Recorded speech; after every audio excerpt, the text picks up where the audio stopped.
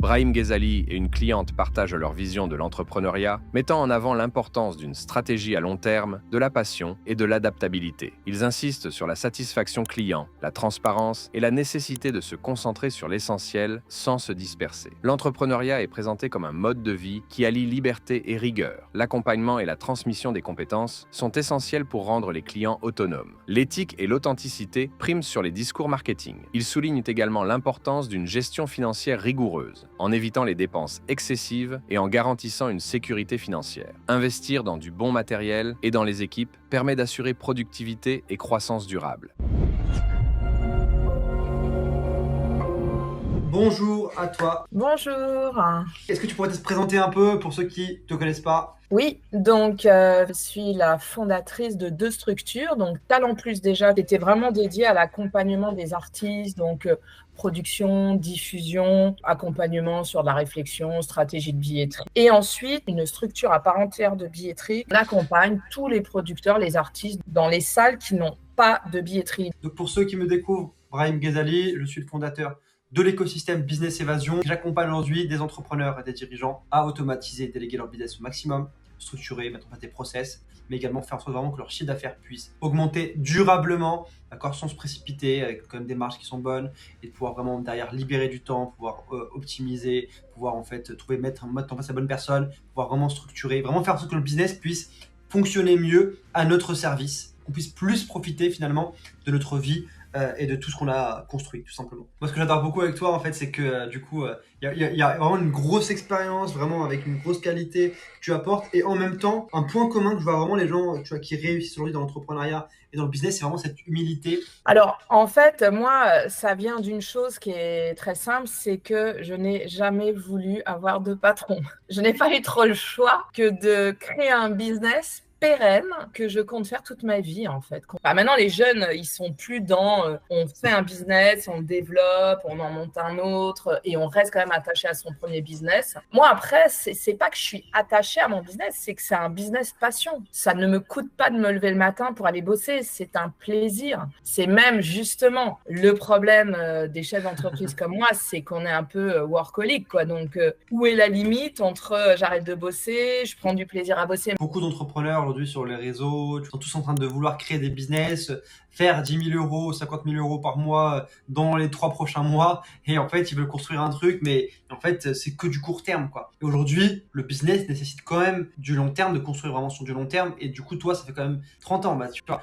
comme quoi. Même tes collaborateurs aujourd'hui, tu vois, ça fait 10 ans que tu travailles avec eux. Moi, je vois aujourd'hui certaines personnes, tu vois, qui changent tous les jours, qui n'ont pas de stabilité. Et aujourd'hui, toi, tu as vraiment développé une activité qui est pérennisée, mais parce que, en fait, ta vision et tes actions, en fait, sont long terme, tu vois, et tu as réussi à dépasser pas mal de crises, faut le dire aussi, tu vois. Tu as passé la crise de l'Internet, tu as passé la crise, du coup, de 2007, tu as passé d'autres crises qui sont passées. Je pense que c'est pour ça que je dis à ceux qui veulent se lancer, ne négligez pas les maths. Moi, je suis une matheuse, je suis une scientifique à la base.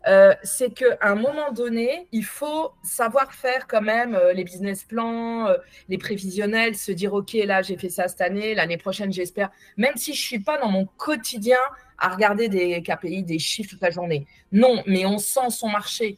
Quand on connaît son job, on le sent. En revanche, moi, j'ai toujours mis un point d'honneur à ne jamais resservir la même soupe à un client, à un autre. Ça, c'est pas possible. Je pense que ça vient du fait que j'ai une mère institutrice qui a fait 40 ans d'instit et qui n'a jamais fait les mêmes cours. Ma mère, tous les ans, elle reprenait à zéro. Alors que les instits moins passionnés qu'elle, elle ressassait les mêmes cours à tout le monde tous les ans. Nous, chez nous, on s'adapte à la situation du moment. C'est-à-dire qu'aujourd'hui, je ne travaille bien sûr absolument plus comme je travaillais il y a 30 ans quand j'ai monté Talent Plus. Ça n'a plus rien à voir. Même la billetterie que j'ai montée en 2014, ça n'a plus rien à voir. On est passé à l'ère du e-billet, de la dématérialisation à tout niveau. C'est fini. Nous, les plans de salle sur papier, un zénith de 4000 places sur des papiers comme ça, bon, c'est fini. Plus personne ne fait ça.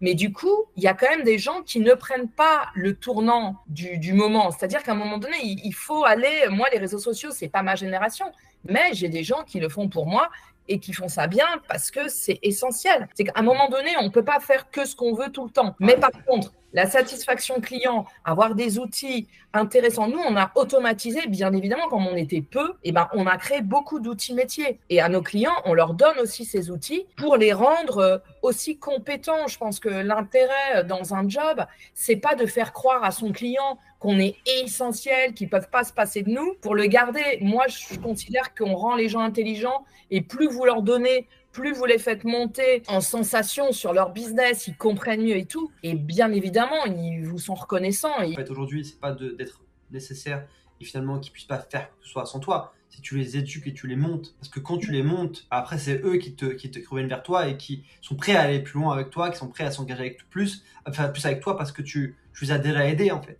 Est-ce que tu peux nous partager en fait pour toi c'est quoi les plus grandes réussites dont tu es fier que tu as pu vraiment obtenir ces 20-30 dernières années? La réussite globale, c'est que mon business soit toujours aujourd'hui là. La durée, ça pour moi, c'est une vraie satisfaction. Même si au moment où j'ai monté ma boîte et où j'ai bossé, je m'en suis pas rendu compte. C'est tout d'un coup, quand on fait un petit peu en arrêt sur image, on se dit « Ah ouais ». Après, l'autre chose, c'est grâce aussi à toi, Brahim, pour tes bons conseils et ton accompagnement, d'une espèce de cartographie de qui je suis, où j'en suis, comment je me présente dans mon métier. Et c'est là que je me rends compte qu'en fait, je connais tout le monde, je connais les plus grandes salles de spectacle. C'est une satisfaction de me dire qu'aujourd'hui, finalement, je suis bien dans cet écosystème, j'en fais partie réellement. Et j'ai pas volé ma place parce que je me suis construite toute seule. Tu as atteint un certain niveau, une femme qui a une entreprise, qui génère de l'argent, qui joue avec du coup des personnalités, qui connaît des personnalités, qui intervient et qui gère la billetterie pour plusieurs, tu vois, genre spectacles, plusieurs lieux sur Paris, tu vois, et même dans la France.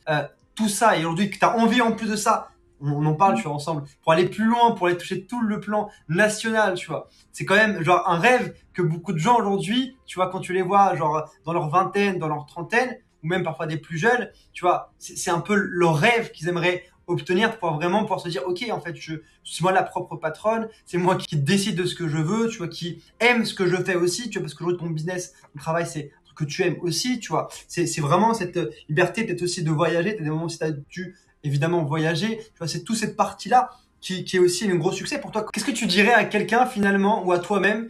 Je me projette pas forcément, mais je travaille énormément. C'est-à-dire que j'ai vraiment les pieds sur terre et je pars du principe qu'une réussite, elle se construit au quotidien avec des fondations extrêmement solides parce que tout peut s'arrêter un jour.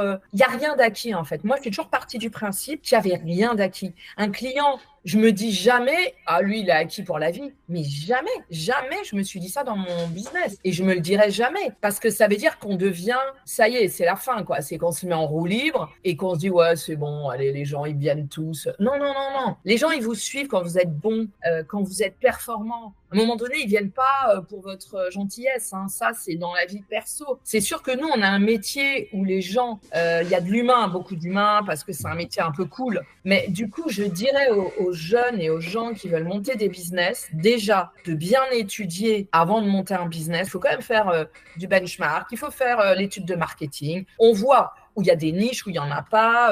Après, même si ça existe déjà, moi, mon métier existait déjà. Mais si on a envie de le faire avec le cœur, ça fonctionnera. Si on est aligné sur ses principes de travail, sur le fait d'avancer tout le temps, de se remettre en question. Il ne faut pas forcément se mettre des objectifs incroyables. Oui, il faut s'en mettre régulièrement, il faut se projeter. Mais moi, en fait, c'est plus maintenant que je le fais qu'avant. À l'époque, j'ai toujours avancé en me disant... faut bien bosser, comme ça les gens, ils seront contents. Et s'ils sont contents, finalement, ils restent. Mais il faut d'abord donner le travail et faire ce travail. Donc, puis comme tu dis, il ne faut pas avoir la grosse tête parce que c'est pas moi l'artiste qui génère des millions. Certes, je contribue à mettre l'artiste en valeur, mais voilà, l'artiste, la créativité, nous, on est au service de ça. Nous, notre credo, c'est ça. Créez, laissez votre créativité travailler, laissez-vous aller, et nous, on gère derrière. Donc, nous, on est les gens de l'ombre. Les gens sont heureux, donc on contribue à ce bonheur-là, à divertir les gens. En ce monde, aujourd'hui, je peux vous dire qu'on a besoin de cette liberté d'expression, on a besoin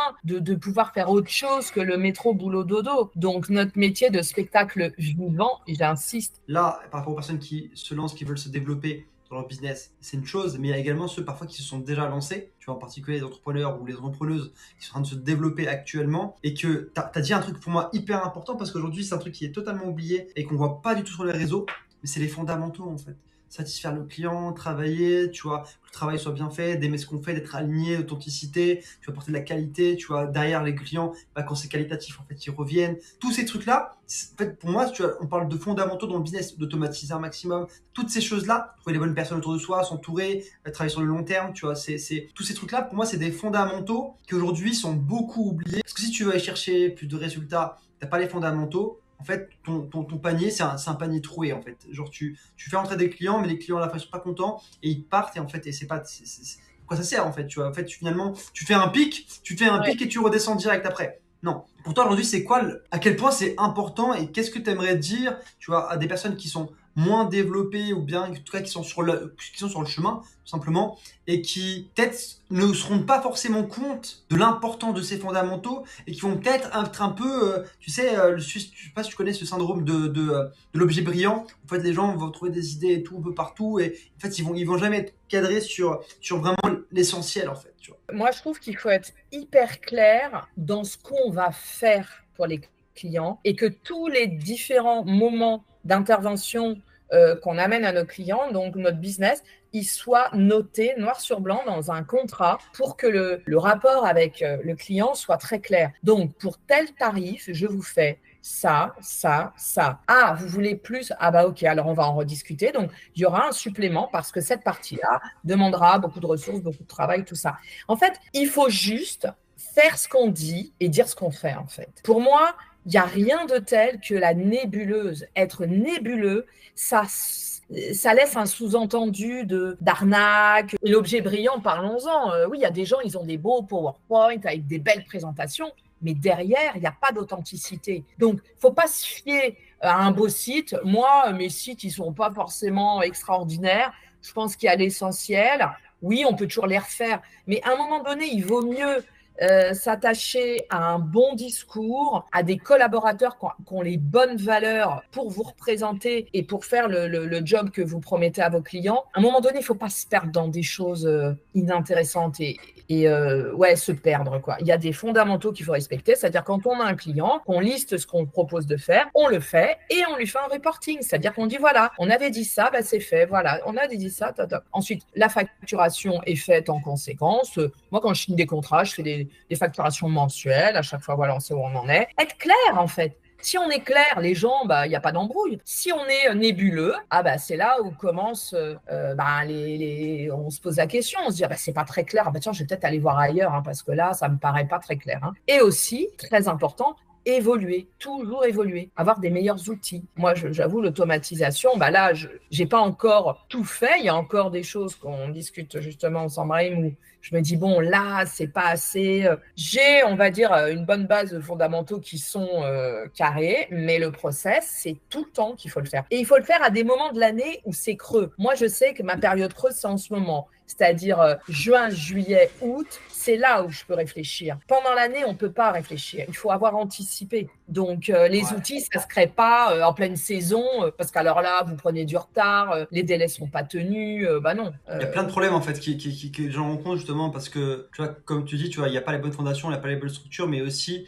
en fait, les gens parfois, moi j'ai vu pas mal de dirigeants qui ont fait l'erreur de piloter leur entreprise au chiffre d'affaires, tu vois. En gros, leur but c'est de faire plus de chiffre d'affaires, ils sont tout le temps dans une course, fait plus de chiffre d'affaires ce mois-ci, sauf qu'au final, en fait, les moments où ça marche pas, bah du coup, ils disent il n'y a pas d'activité, il n'y a pas de clients, qu'est-ce qu'ils font? Ils font rien en fait. J'ai des gens comme ça qui sont passifs et qui attendent limite l'appel du client pour bouger, tu vois. Quand il y a de l'activité, bah, on est avec le client, on sait le satisfaire parce que en fait, on a une qualité, on a des process, on a défini certaines choses, on a des outils, on a mis en place des automatisations, on a des fondations solides en fait qui sont là depuis des années. En fait, ça va pas changer. En fait, c'est clair parce qu'on l'a déjà fait depuis des années. Donc en fait, on sait le structurer et on sait le refaire. Et de l'autre côté, toujours être prêt à se remettre en question pour que les moments de période de creuse ou des moments en fait où on peut permettre de prendre le temps pour ça, même si on a moins de temps, en fait, quand même de prendre le temps quand même pour pouvoir se dire, ok, en fait, qu'est-ce qu'on va améliorer pour la prochaine fois? Comment est-ce qu'on fait pour atteindre un autre objectif? Comment est-ce qu'on fait pour aller plus loin? En fait, ce qu'on fait pour évoluer, pour grandir? En fait, ce qu'on fait pour grandir nos équipes? Qu'on fait pour créer la communication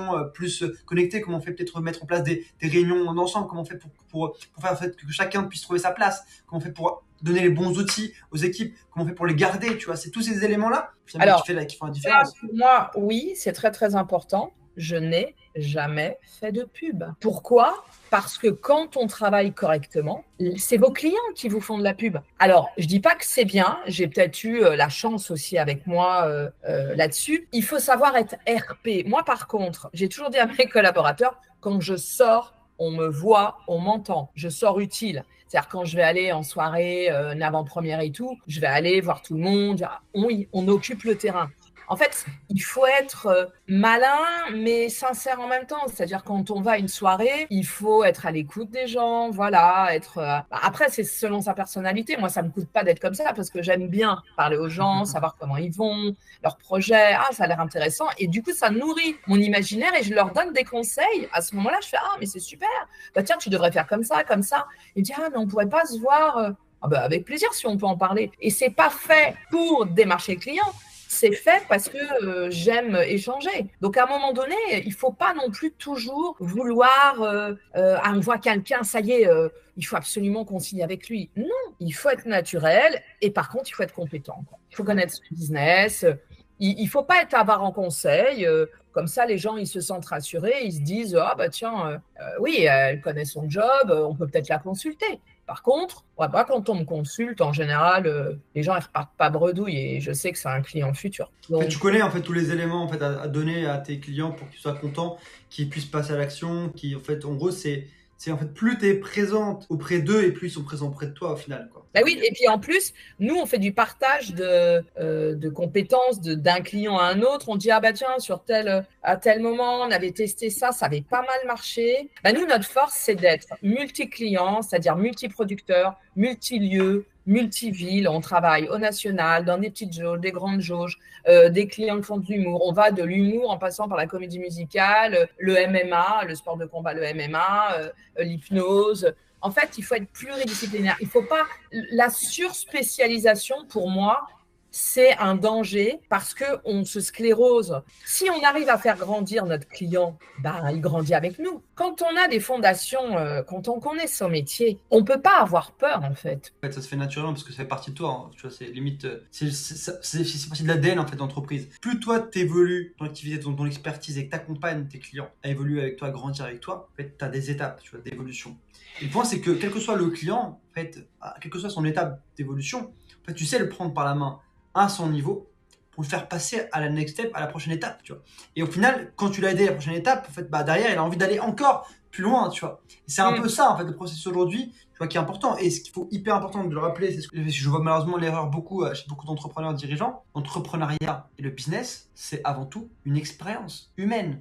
C'est pas genre juste de faire un chiffre d'affaires. Non, déjà, c'est une expérience. Quelle expérience vous voulez que vos clients vivent et quelle expérience vous voulez vivre avec vos clients. Si ça, c'est pas clair et si ça, c'est bâclé, bah en fait, du coup, il y a du vide en fait, il y a rien. Les gens, ils sont là, ils trouvent rien du tout. En fait, derrière, il y a rien. Non, il faut faire vivre des expériences, des émotions faites aux clients. Tu vois.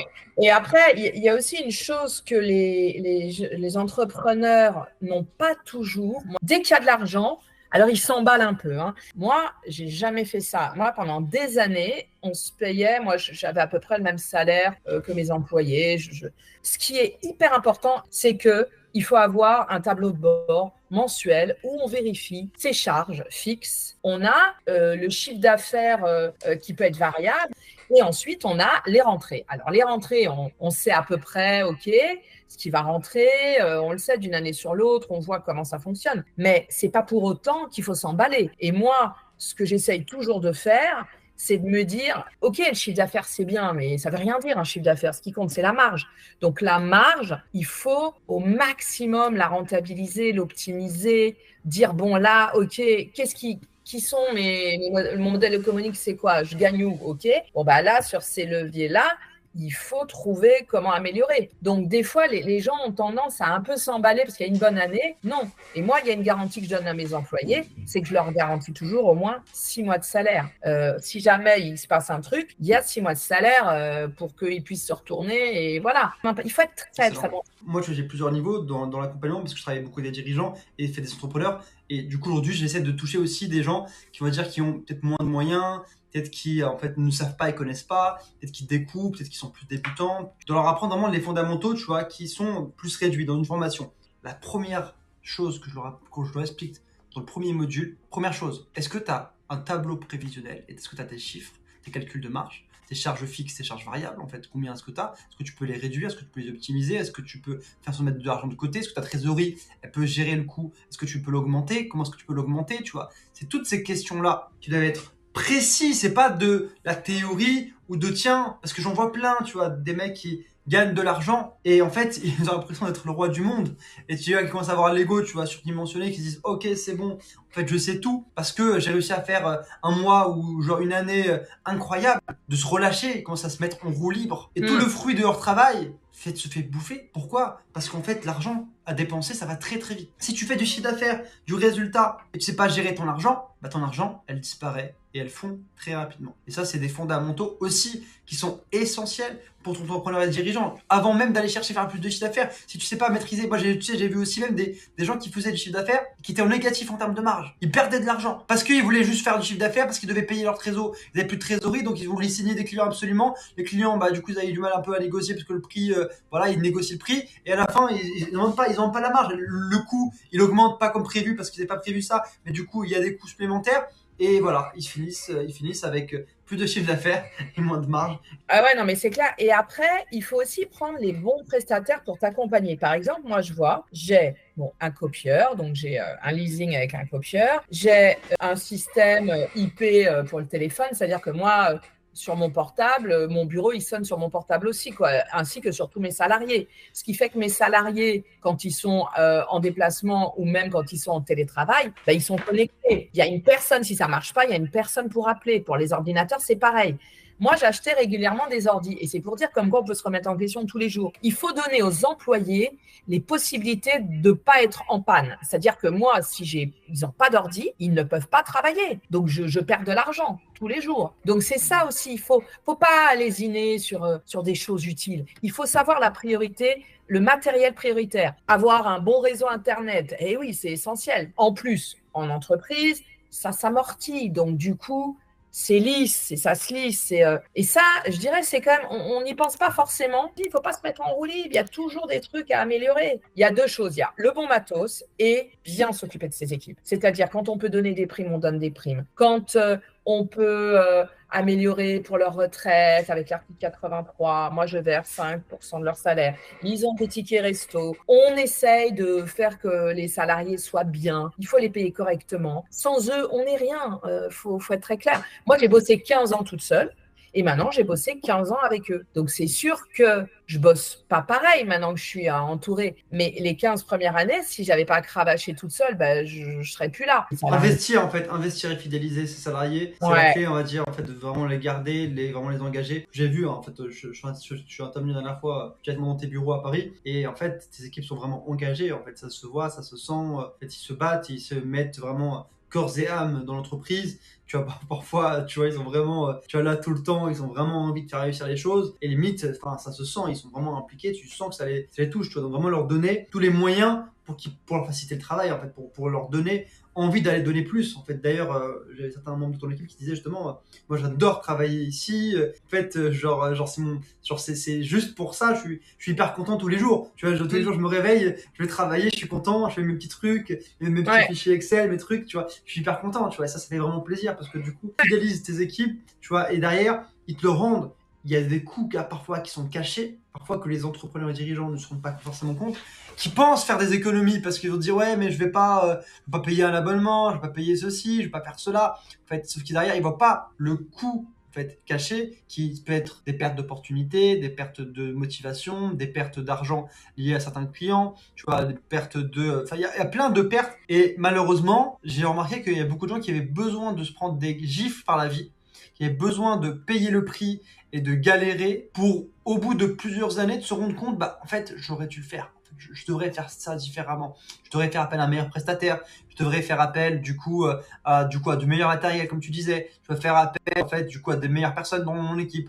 Arrêtez de penser tout le temps court terme parce que les gens sont obnubilés par le court terme. Moi, les gens veulent la destination, le résultat, Sauf qu'ils comprennent pas que pour arriver au résultat, il faut changer déjà ses habitudes, sa manière de fonctionner, son attitude, son manière de fonctionner, tu vois, de penser aussi. C'est les gens avec qui tu travailles, c'est ton équipe. C'est tout ça qui doit changer. D'abord, sinon tu vas y aller comment? Tu vas y aller. En fait, c'est comme si tu voulais y aller à l'autre bout du monde et t'es à pied et t'es handicapé et t'as personne pour t'aider. Ouais, c'est ça. En fait, en tant que chef d'entreprise, ça c'est un fait. Vous devez être entouré de chefs d'entreprise parce qu'on n'a pas les mêmes préoccupations. C'est pour ça que là, moi, je suis aussi dans un mastermind justement avec d'autres chefs d'entreprise parce que on a les mêmes problématiques et on peut pas parler de ça à des potes ou à sa famille ou à des employés. Ils n'ont pas la vision de l'entrepreneur. Un entrepreneur, c'est qu'on a une vision, on a une capacité à ne pas stresser sur l'avenir, à ne pas se dire « Oh là là, ce mois-ci, on a fait moins ». Mais c'est pas grave, puisqu'on sait que c'est une année qu'il faut regarder. Donc, il y a des mois un peu moins bons, puis il y en a qui ont été bien meilleurs.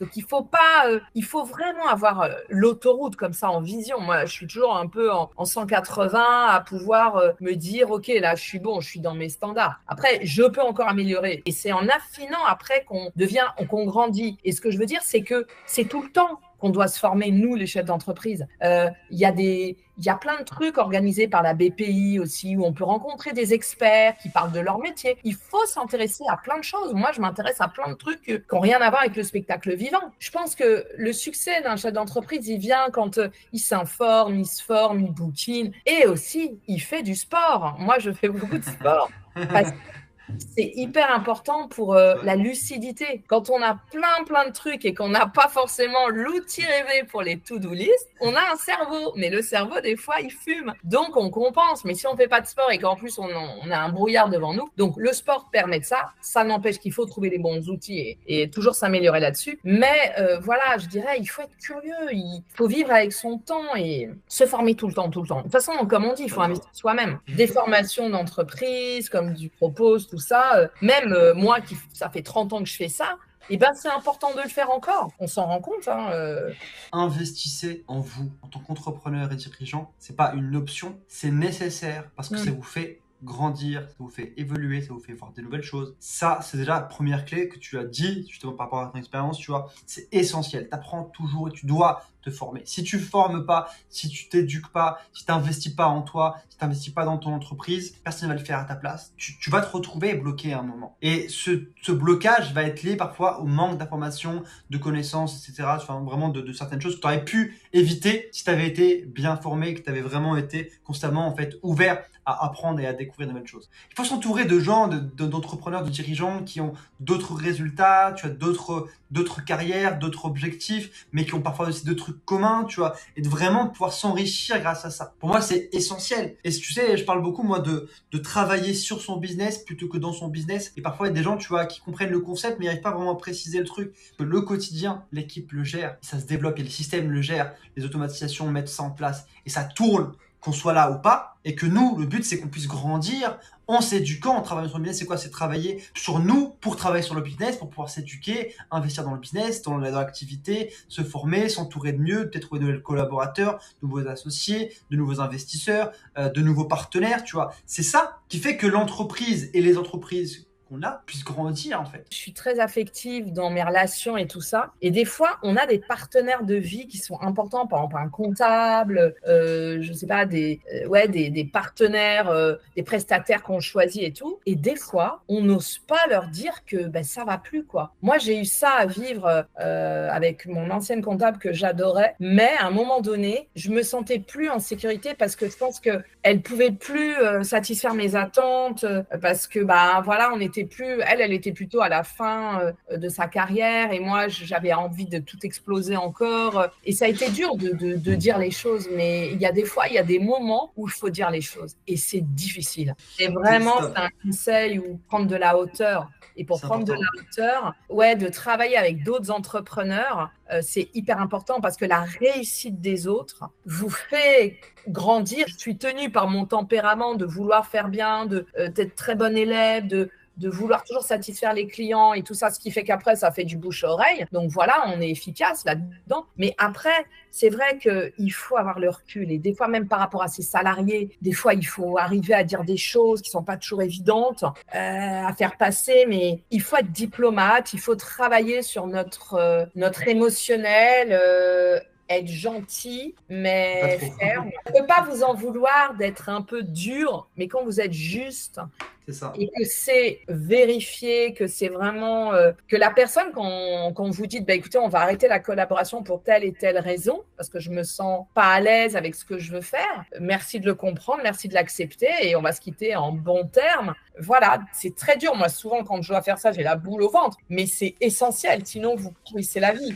Donc, il faut remettre en question des collaborations pour mieux monter, mieux grandir, et vraiment, tout ira bien, quoi. Il faut être lucide. Et ben, moi, je pense que quand on veut monter une boîte, quand on veut se lancer dans l'entrepreneuriat, il y a des livres à lire, il y a des incontournables. Parce que si on capte pas pourquoi on fait ça, dans quel état d'esprit, c'est compliqué. Mais quand les gens captent rien, après ils vont dire ah bah c'est nul, ça marche pas. Il faudrait que tu poses des questions. Et tu sais d'office si c'est possible ou pas d'accompagner la personne. Parce qu'il y en a qui se disent coachables, mais qui pas. En fait, vous n'allez pas comprendre. Moi, tu sais, je me rappelle encore à l'époque, tu vois, ça m'arrive encore aujourd'hui, certains clients que je dis certaines choses. Maintenant, je parle maintenant, ça leur prend 6 mois, voire 12 mois à comprendre ce que je leur ai dit. Et qui reviennent et tout, ils me disent ah Brahim, en fait, je viens de comprendre ce que tu m'as dit parce que je viens de le vivre. Je viens de l'intégrer, tu vois. Et parfois, tu as certains clients comme ça qui pensent qu'il y a moyen de travailler avec eux, mais ils doivent faire le chemin pour y arriver. Tout à fait, mais même moi, avec 30 ans de métier, il y a encore des choses où c'était un peu loin dans ma tête parce qu'on avance, on est dans le quotidien et tout ça. Même si on s'améliore, on a nos bilans, nos chiffres, on comprend de mieux en mieux les discussions avec nos comptables, nos experts comptables. Oui, mais ça prend du temps. Et moi, j'ai mis vachement de temps à comprendre un bilan et la différence entre un bilan et un compte de résultat, quoi. Mais c'est essentiel. Pour moi, les gens, comme tu l'as dit, ils doivent investir en eux déjà. Parce que tu peux pas déléguer si tu comprends pas déjà ce que tu veux déléguer, si tu n'as pas les bonnes bases. Tu peux pas développer un business, un certain résultat si tu te développes pas en fait et tu comprends pas ce que tu fais. Pour toi aujourd'hui, en quoi c'est important de s'entourer par exemple de personnes, tu vois, comme moi avec mon équipe, tu vois, pour vraiment se faire accompagner, pour se former, pour investir en soi. Déjà, quand on est chef d'entreprise, la difficulté qu'on a, c'est que on a la tête dans le guidon quand même. Donc, même si moi, j'ai mes tableaux de bord, j'ai un certain nombre d'informations, par moment, on manque quand même encore de hauteur, même si on comprend son business et tout. Il y a quand même des choses à améliorer tout le temps. Et après, on a un problème de gestion de temps. Donc, on n'arrive pas tout seul. Moi, je sais que quand je suis accompagnée, je sais que je dois avancer. Et ben, ça donne un repère. Hein. C'est pas d'être mauvais élève. Hein. C'est pas je vais réviser la veille de mon interro, mais c'est un peu ça. C'est-à-dire qu'à un moment donné, on a besoin, et tous les plus grands ont toujours eu des mentors et des coachs. Hein. C'est pas moi qui invente le truc. De l'autre côté, pour ceux qui du coup veulent en savoir plus, découvrir, je vous invite simplement à vous abonner. Merci beaucoup, c'était un plaisir Véronique. Allez, merci. je vous dis à très bientôt. À bientôt. Ciao.